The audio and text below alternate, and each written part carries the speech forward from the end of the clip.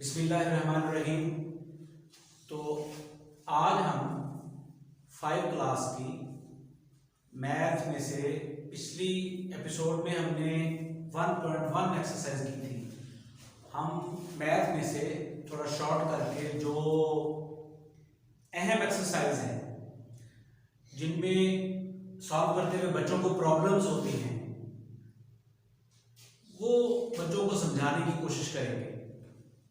तो उसमें से आज मैंने इंतखाब किया है फर्स्ट चैप्टर में से 1.8 एक्सरसाइज का। 1.8 एक्सरसाइज में एक प्रिंसिपल है बोर्ड मैथ्स। इस असूल के तहत और इस स्ट्रेटजी के तहत क्वेश्चंस को सॉल्व करना है हमने। तो ये जो बोर्ड मैथ्स असूल है मैथ का 4 क्लास में भी स्टार्ट हो जाता है, शुरू हो जाता है, उन बच्चों के लिए भी बड़ा अहम है। और 5 में तो ये बकायदा इसकी एक्सरसाइज है और उसके बाद 6 और 7 क्लास में भी ये असूल बोर्ड मैथ्स के तहत क्वेश्चंस हैं। तो ये उन तमाम बच्चों के लिए जो 4 क्लास से 7 क्लास तक है उन सब के लिए बुनियादी तौर पर उनकी ज़रूरत है। तो मैथ की इस एक्सरसाइज को हल करने से कबल हम चाहेंगे कि देखा जाए बोर्ड मैथ्स एक्चुअल है क्या।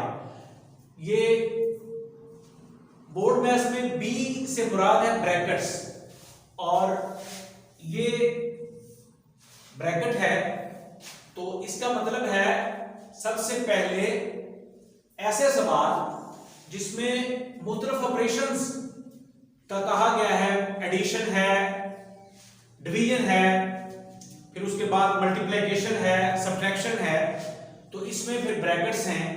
तो सबसे पहले ब्रैकेट वाला हिस्सा हम हल करते हैं। उसके बाद फिर डी से मुराद है डिवीजन, फिर हम तकसीम के साइन वाला जो पोर्शन है वो हल करते हैं।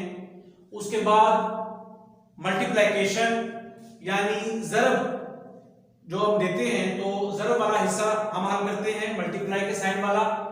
फिर उसके बाद एडिशन, प्लस का साइन है जहां पे, वो हम हल करेंगे। और उसके बाद फिर आखिर में सब्ट्रैक्शन यानी माइनस करेंगे रकम को। अगर हम इस असूल के मुताबिक सवाल को हल करेंगे, इस स्ट्रेटजी के मुताबिक हल करेंगे, तो हमारा सवाल ऑटोमेटिकली दुरुस्त होगा और ठीक हमारा आंसर आ जाएगा। लेकिन अगर कहीं भी मिस्टेक करते हुए हमने इस तरतीब को खत्म कर दिया, आगे पीछे कर दिया, तो फिर हमारा सारा सवाल दुरुस्त मल्टीप्लिकेशन और डिवीजन और सब्ट्रैक्शन के बावजूद सवाल गलत हो जाएगा। तो इसलिए सबसे पहले इस असूल को जरूर मद्देनजर रखना है और इसको अपने हाफजे में बिठा लेना है, याद कर लेना है। ये अल्फाज हैं 5 या 6, BODMAS, bracket of, division, multiplication, addition और सब्ट्रैक्शन। तो दूसरी चीज इसमें अहम है कि ब्रैकेट में भी एक तरतीब होती है। ब्रैकेट्स में भी 3 तरह की ब्रैकेट्स इस्तेमाल होती हैं मैथ के सवालात में। तो वो उन तीनों का तारुफ हम करवाते हैं। तो सबसे पहले ये है कर्विंग ब्रैकेट। इसको उर्दू में जब हम पढ़ाते हैं तो इसको छोटी ब्रैकेट कहते हैं बच्चों को समझाने के लिए, तो कर्विंग ब्रैकेट। उसके बाद होती है कर्ली ब्रैकेट या वहदानी ब्रैकेट।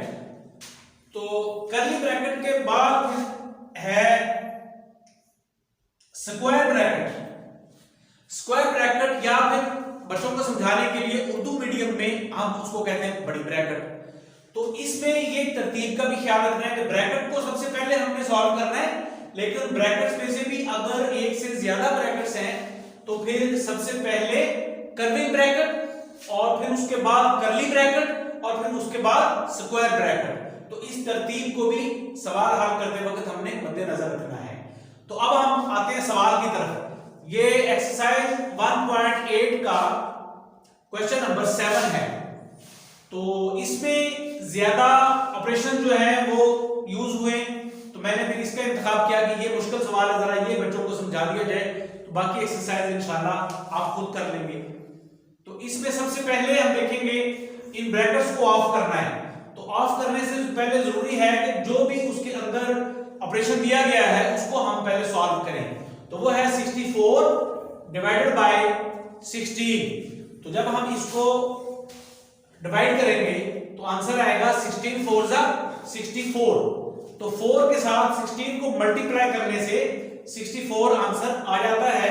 तो हम इसको रफ अमल में सॉल्व करने के बाद, तकसीम करने के बाद, इसको नेक्स्ट जो हमने इसकी लाइन लिखनी है तो सबसे पहले उसको इक्वल टू से शुरू करना है। ये मैथ में बड़ा बुनियादी असूल है कि जब भी आप सवाल को हल करते हुए नीचे की तरफ जाएं तो हर लाइन शुरू करने से पहले इक्वल टू का साइन जरूर लगाएं। तो इससे आपको पूरे मार्क्स मिल जाते हैं। तो इक्वल टू के बाद फिर उसी तरह से एज इट इज लिख देना है 9 प्लस, और उसके बाद हमारा जो सॉल्व किया है हमने 64 डिवाइडेड बाय 16, तो आंसर हमारा आया है 4। और उस हिस्से के बाद फिर आगे मल्टीप्लाई 3 एंड -21। एक स्टेप में हमने किसी एक ऑपरेशन को सॉल्व करना है। तो एक स्टेप में एक से ज्यादा ऑपरेशन सॉल्व करेंगे। मसलन हम एक स्टेप में डिवाइड और मल्टीप्लाई को कर लेंगे या सब्ट्रैक्शन को कर लेंगे तो हमारा सवाल गलत हो जाएगा। तो इस चीज का बच्चों ने बड़ा खास ख्याल रखना है। मैथ मैंने पहले भी अर्ज किया था कि अगर थोड़ा सा तवज्जो दे के समझ लिया जाए तो मैथ बड़ी दिलचस्प चीज है। और अगर उसकी तरफ तवज्जो और ध्यान ही ना दिया जाए और महज कॉपी से देख के नकल करने की कोशिश करें, चीटिंग करने की कोशिश करें, तो टीचर से आप पनिश से बच सकते हैं, दिखा देंगे उसको करके, लेकिन आपको मैथ नहीं आएगा। तो मैथ के लिए जरूरी है कि आपकी दिलचस्पी होनी चाहिए उसमें, और जो स्ट्रेटजी इस्तेमाल हुई है उस स्ट्रेटजी को अच्छी तरह से ज़हन नशीन कर लें। और फिर तीसरी अहम चीज उस पर प्रैक्टिस की है कि अगर आप उस पर प्रैक्टिस करते हैं तो फिर वो चीज आपके ज़हन में पुख्ता हो जाती है और दोबारा फिर कभी नहीं भूलती। जो बच्चे एक दफा क्वेश्चंस को हल कर लेते हैं और समझ लेते हैं लेकिन उसके बाद फिर प्रैक्टिस नहीं करते तो वो बहुत जल्द भूल जाते हैं। तो इसके लिए बेसिक प्रिंसिपल है, एक दो सवाल अंडरस्टैंड करने के बाद आप उन सवालात को खुद हल करें। और दूसरा, जब बच्चे खुद हल करते हैं तो उनको सवालात ये आते हैं। बात बच्चे हर सवाल को लेके आ जाते हैं, नहीं ये भी समझा दें, ये भी समझा दें। तो हर सवाल को आप पूरी एक्सरसाइज को समझ लें लेकिन आपको समझ अच्छे तरीके से नहीं आएगी जब तक आप चंद सवाल खुद अपने जहन से, अपने दिमाग को इस्तेमाल करते हुए खुद कोशिश करके वो सवाल हल नहीं करेंगे, तब तक अच्छी तरह से मैथ अंडरस्टैंड नहीं होता। तो इन बुनियादी चीजों को याद रखते हुए हमें मैथ को हल करना है। तो उसके बाद नेक्स्ट स्टेप आएगा, तो उसमें हमने देखना है 3 ऑपरेशन है इसमें, प्लस, मल्टीप्लाई और सब्ट्रैक्शन का। तो ब्रैकेट ऑफ करने के बाद हमारे पास आता है डिवीजन का साइन। तो डिवीजन इसमें है ही नहीं तो लिहाजा उसको स्किप करेंगे। उसके बाद है मल्टीप्लिकेशन। तो मल्टीप्लिकेशन 4 मल्टीप्लाई बाय 3, तो ये वाला ऑपरेशन है, इसको सॉल्व करना है हमने।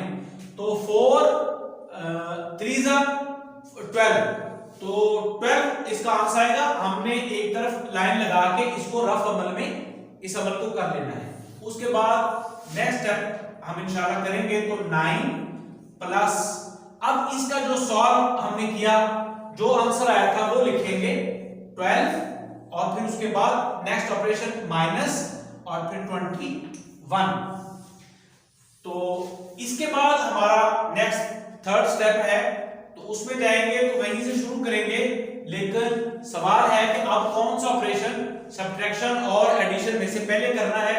वो एडिशन, ए फॉर एडिशन है तो एडिशन वाला पहले करना है, प्लस वाला पहले करना है। तो 9 प्लस 12 इसको सॉल्व करेंगे तो आंसर हमारा आएगा 21।